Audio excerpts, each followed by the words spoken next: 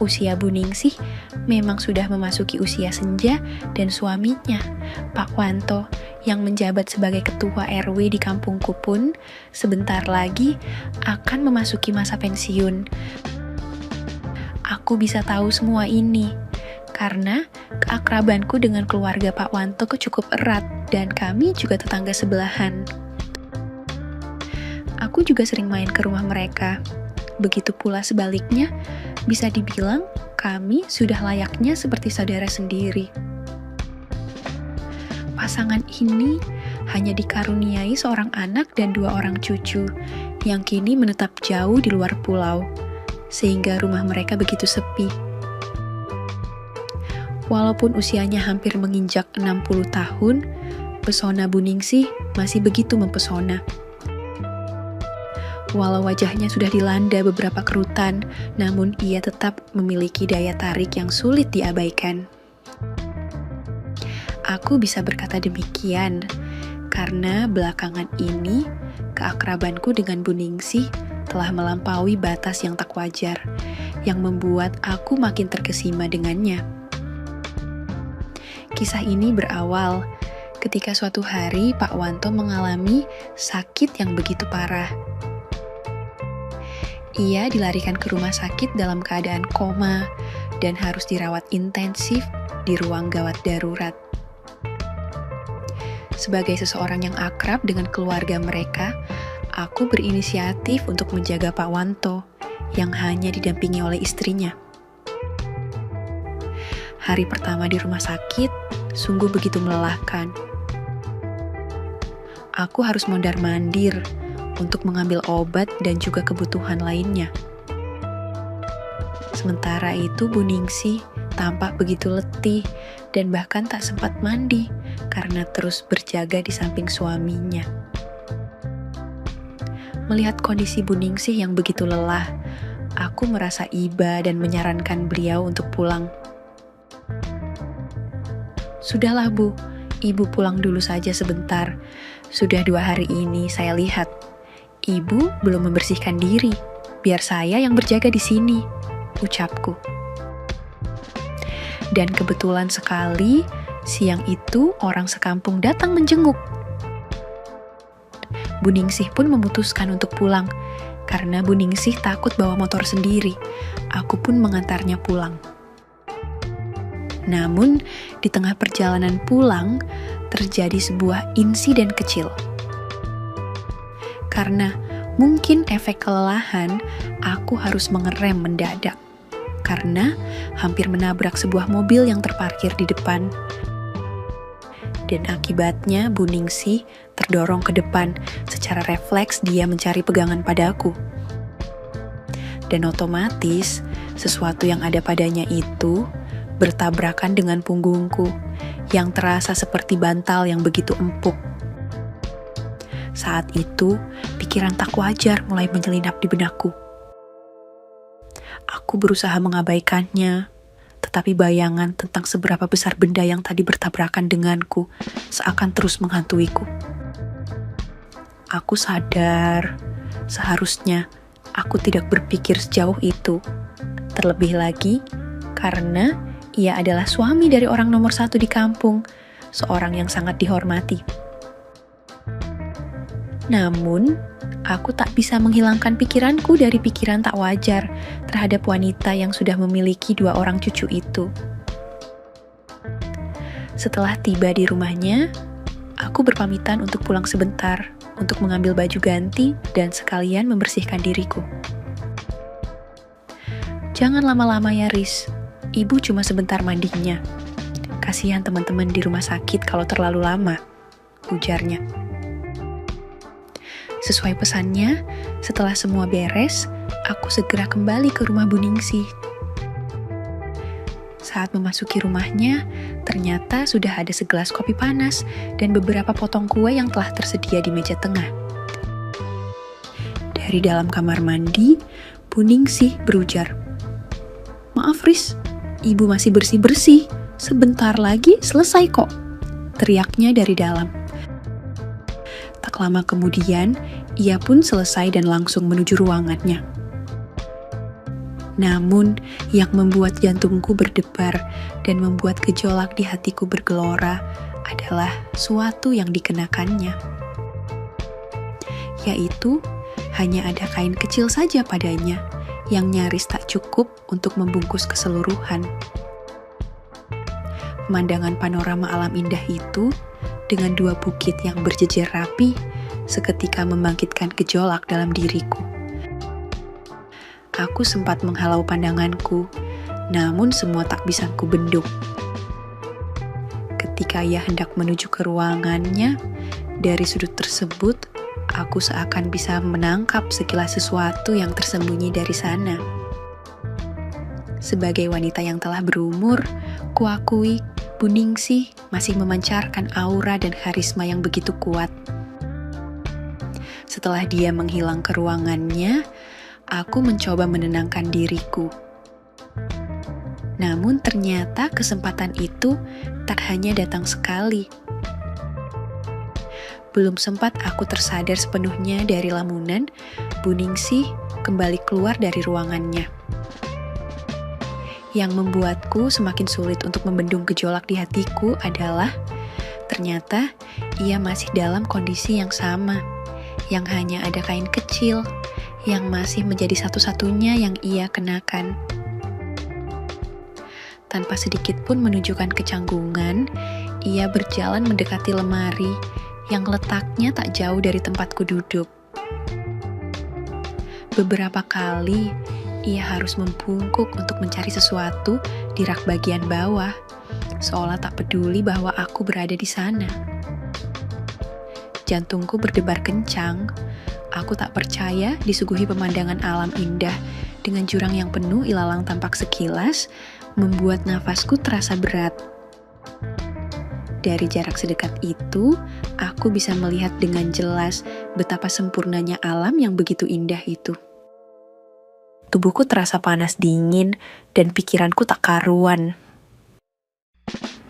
Aku tak tahu sebenarnya yang ada di benak Bu Ningsih. Apakah mungkin ia merasa dirinya sudah terlalu tua sehingga beranggapan jika ia tak lagi memiliki daya tarik bagi laki-laki muda sepertiku? Atau justru ini adalah cara halusnya untuk memancing reaksiku? Pertanyaan-pertanyaan itu terus berkecamuk dalam pikiranku, bahkan saat kami kembali berboncengan menuju rumah sakit. Yang pasti sejak saat itu, perhatianku terhadap Bu Ningsih berubah total. Aku mulai sering mencuri-curi pandang memperhatikannya. Terutama setelah ia membersihkan diri yang memang saat-saat yang paling kutunggu. Aku menjadi lebih sering mengajaknya berbincang dan selalu sigap membantunya dalam berbagai hal. Sehingga tanpa sadar keakraban, kami semakin terjalin dari waktu ke waktu. Suatu malam, Bu Ningsih meminta tolong menemaninya. Saat itu, Bu Ningsih hendak istirahat di lantai ruang rumah sakit yang hanya beralas tikar. Lalu dia berkata, "Riz, ibu tidur dulu ya? Oh ya, kamu istirahat di sini aja bareng ibu. Lagian kamu pasti capek banget kan?" ucapnya. Mendengar itu, aku sedikit kaget. Namun, aku tetap mengiyakannya tanpa bermaksud yang lain. Karena ruangannya sempit, kami pun cukup rapat. Sambil istirahat, Bu Ningsih mulai berbicara tentang banyak hal.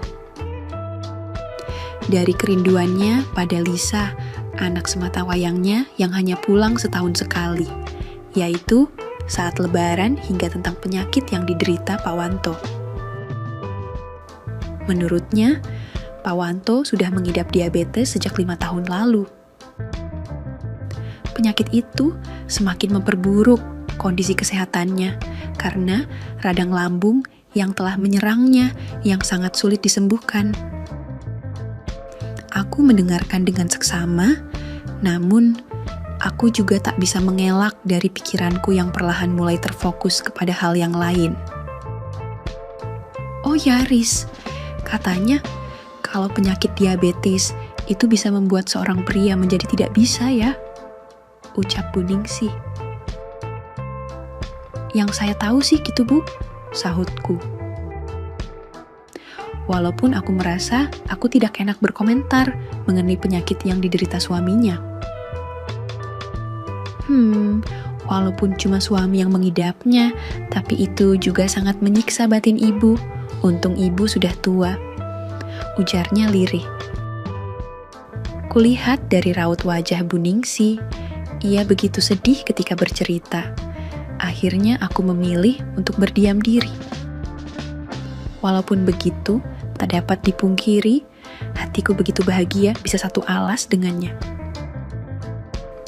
Namun, aku belum benar-benar memahami isi pikiran Bu Ningsih yang sesungguhnya. Baru saja aku berbalik membelakanginya, tiba-tiba dengan lembutnya ia berkata, "Riz, jangan membelakangi gitu," bisiknya pelan. Aku pun kembali ke keadaan semula. Namun, karena ia yang terlalu merapat ketika aku berbalik, tanpa sengaja aku bersenggolan. Bukannya menjauh, melainkan ia semakin mendekat seperti anak kecil yang ketakutan dan mencari perlindungan pada orang tuanya. Saat itu, gejolakan yang ada pada diriku seakan sudah menjalar ke seluruh tubuhku. Aku mencoba memejamkan mata sambil menunggu apakah ada respon lainnya dari Bu Ningsih, karena aku yakin jiwanya juga sedang bergejolak. Tak lama kemudian, ia menarik selimut besar dan membentangkannya. Di bawah selimut tebal tersebut, entah keberanian dari mana aku nekat menjangkau telapak tangannya. Ternyata, ia menyambutnya dengan sambutan yang penuh antusias, seolah memberi isyarat agar aku melangkah ke babak berikutnya. Karena kondisi yang sudah demikian, tanganku perlahan menjangkau apapun yang dilewatinya. Ia tampak menggelengkan kepalanya, namun ia juga seakan membimbingku untuk lebih maju. "Rizky, jangan di sini ya," ucapnya lirih. "Orang-orang semua sudah terlelap, Bu. Tak bakalan ada yang mendengar kita. Ini pun hujan mulai turun pasti tambah nggak kedengaran," jelasku mencoba meyakinkannya. Hujan yang saat itu mulai mengguyur, seolah menjadi saksi bisu atas apa yang sedang terjadi. Dengan gejolak yang sudah tak bisa terbendung lagi pada diri kami, tanpa berpikir panjang, kami pun mencoba berangkat mengarungi lautan luas dengan memulainya sedikit demi sedikit. Sesekali, aku melihat ke arah Pak Wanto yang berada di atas. Ia begitu pulas dengan infus yang menempel pada tangannya. Hingga beberapa waktu kami berlayar mengarungi samudera luas, kami pun akhirnya tiba di pelabuhan yang diharapkan. Dan setelah semua usai, kami terdiam sejenak sambil menatap satu sama lain. Aku tahu apa yang terjadi itu tak seharusnya terjadi. Terutama kondisi Pak Wanto yang tengah dirawat karena penyakitnya. "Bu, maaf ya," ucapku dengan nada pelan. "Aku harusnya berterima kasih padamu, Riz. Soalnya, sudah lama aku ingin mendapatkan kesempatan seperti ini." Sejak 5 tahun lebih, Pak Wanto terkena diabetes. Ia jadi sangat jarang memenuhi kewajibannya. Bahkan, sejak 2 tahun belakangan ini, harisma yang ada padanya seakan telah menghilang, yang tak bisa berfungsi seperti yang seharusnya.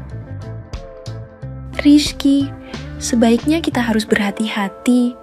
Jangan sampai ada yang tahu keakraban kita seperti ini agar tak menimbulkan kecurigaan dari orang lain," ungkapnya. Betapa lega dan bahagianya hatiku, tak ada kemarahan atau penyesalan yang terpancar dari Bu Ningsih. Sebenarnya, apa yang telah terlewati saat itu tak membuatku merasa bahagia seutuhnya, karena aku harus berhati-hati dalam menakodai kapal tersebut dikarenakan kami bekerja pada tempat yang tak semestinya. Singkat cerita, keesokan harinya Bu Wadah, adik kesayangan Pak Wanto, datang mengunjungi dan ia juga ingin menjaga abangnya tersebut di rumah sakit. Sejak kehadirannya, aku seakan terkekang. Aku tak bisa lagi untuk mengulangi kesempatan seperti sebelumnya bersama Bu Ningsih. Padahal saat itu, aku dan Ningsih masih sama-sama memerlukan. Ketika malam sudah tiba, Bu Wadah berkata pada kami agar kami pulang saja dulu karena juga Bu Wadah kasihan melihat kami yang kekurangan tidur. Mendengar ucapannya itu, hatiku seakan bersorak gembira. Aku berpikir kini aku dan Bu Ningsih telah terlepas dari kekangan yang kami rasakan. Aku dan Bu Ningsih pun mengiyakan ucapan Bu Wadah. Aku dan Bu Ningsih pun pulang dengan motor. Sesampai di rumahnya, ia langsung turun tanpa berkata sepatah kata pun. Hanya senyuman yang penuh makna terpancar dari wajahnya. Aku pun kembali ke rumahku yang berada di sebelahnya. Tiba-tiba, saat aku tengah istirahat, ternyata Bu Ningsih menelponku. "Rizky, kamu gak ada kegiatan di rumah kan?" tanyanya. "Gak ada sih Bu, emang kenapa?" tanyaku. "Kamu boleh ke rumah ibu mau minta tolong," ucapnya. Saat itu, aku sudah mengerti maksud dari Bu Ningsih. "Oh iya Bu, bentar lagi saya ke sana," sahutku. Aku sangat paham apa maksud dari Bu Ningsih. Singkat cerita, tanpa ingin menyiakan waktu, aku bergegas ke rumahnya. Setiba di sana, aku disambut oleh Bu Ningsih yang mengenakan daster sederhana yang berbahan begitu tipis yang membuat jantungku berdebar hebat. Awalnya, ia hanya mengajakku untuk bersantai sambil nonton TV sembari menikmati teh hangat yang telah disiapkan. Seiring waktu berjalan, keberanianku mulai bangkit. Aku menatap wanita tua yang duduk di sampingku dengan penuh harapan. Tampak jelas bahwa ia telah siap bekerja. Itu terbukti dari daster sederhana yang ada padanya. Walaupun ia sudah memiliki 2 orang cucu, namun tak dapat dipungkiri jika ia masih menyimpan magnet yang mampu menarik gelora mudaku. Entah siapa yang memulai, kami pun langsung saling sambut, menyambut pekerjaan yang sangat kami nantikan itu. Aku seakan tak percaya dengan apa yang kulalui saat itu. Hingga akhirnya, setelah kurang lebih 2 jam, pekerjaan kami telah rampung. Dengan perasaan bahagia, aku pamit pada Bu Ningsih. Ia mengantarku sampai pintu depan rumahnya. Singkat cerita, setelah 2 minggu berlalu, takdir berkata lain. Pak Wanto, suami Bu Ningsih, menghembuskan nafas terakhirnya. Bu Ningsih begitu sedih dengan kehilangan suaminya itu. Suatu waktu, anak Bu Ningsih mengajaknya untuk tinggal bersamanya di luar pulau agar tak sendiri di rumah. Namun, Bu Ningsih menolak. Ia masih ingin tinggal di sini dengan alasan agar ia bisa mengelola usaha toko bajunya yang memang menjadi penopang hidupnya selama ini. Aku berpikir Bu Ningsih mempunyai alasan yang lain yang hanya aku dan dia yang tahu. Dan benar saja, sampai saat ini, jika ia sedang dalam kondisi demikian itu, dia selalu menelponku untuk menolongnya, supaya bisa membuat hidupnya lebih berarti. Tamat. Oke, segitu dulu untuk kali ini, dan semoga kalian bosku semua terhibur hari ini ya. Sekali lagi, tidak pernah lupa Mimin ingin mengingatkan bahwa tidak ada maksud untuk merusak moral. Tapi di sini, kami selaku admin channel Makyam hanya berbagi pengalaman dari viewer saja yang tentu saja tidak untuk ditiru. Terima kasih sudah mau mendengarkan kisah nyata ini. Ambil baiknya dan buang buruknya dari cerita kisah ini. Semoga hal seperti ini tidak terjadi kepada kita semua bosku, dan semoga kita semua dilindungi dari mara bahaya. Amin ya rabbal alamin. Terima kasih, dan sampai jumpa di cerita selanjutnya. Jangan lupa like, komen, share, dan subscribe. Oh iya, kira-kira kalian semua bosku yang terhormat kepengen kisah-kisah yang seperti apa lagi nih? Tolong berikan komentar-komentar kalian di video ini ya.